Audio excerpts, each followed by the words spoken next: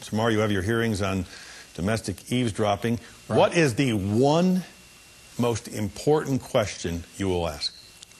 Why the administration did not go to the Foreign Intelligence Surveillance Court. Anytime you hear the United States government talking about wiretap, a wiretap requires a court order. Nothing has changed, by the way. When we're talking about chasing down terrorists, we're talking about getting a court order before we do so.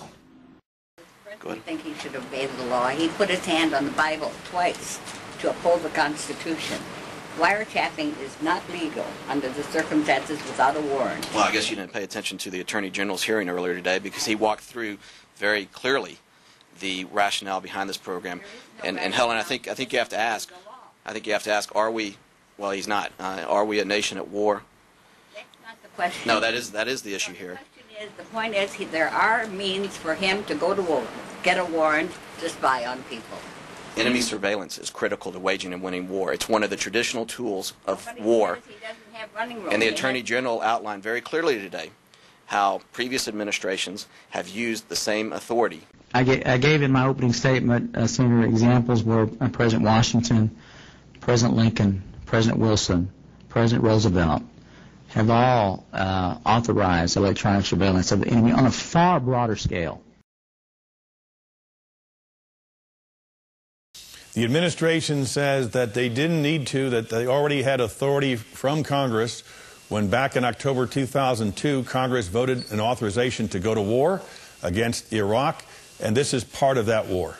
I believe that contention is very strained and unrealistic. The authorization for the use of force doesn't say anything about electronic surveillance. The issue was never raised with the Congress.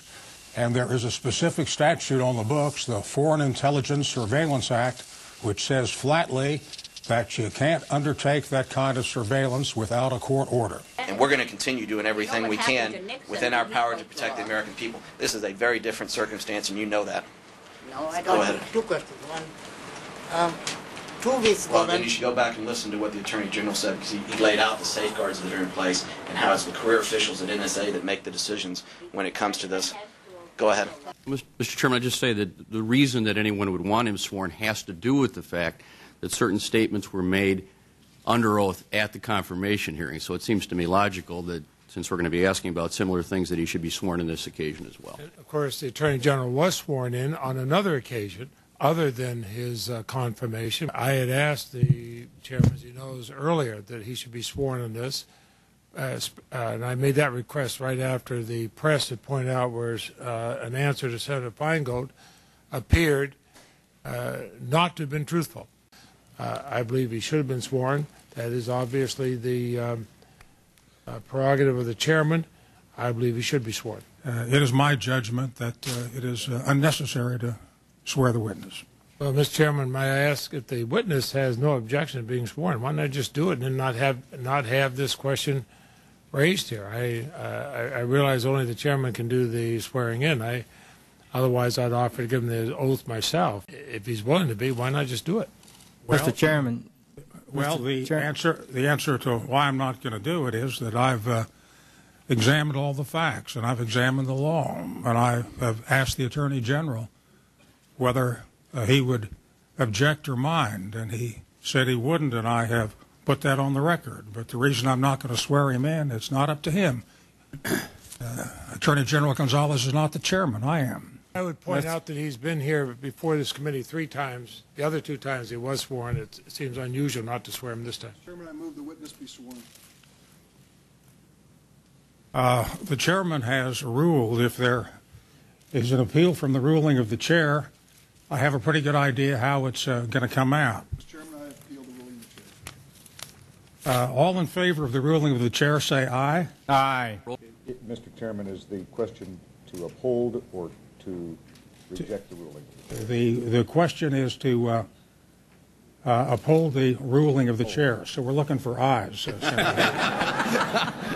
But we're very happy with the noes that have started on the Republican side.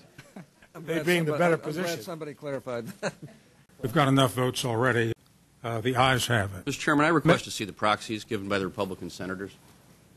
Well, we can rephrase the question if there's any serious challenge of the proxies. This is really not a very good way to begin this hearing. A little background on that building that was apparently the target of a second wave of attacks that was to have been perpetrated by Al-Qaeda. There are some pictures, and that's one from the movie, 1996 movie Independence Day. You might remember that. It was the, I guess, the first building to be destroyed by the alien invaders.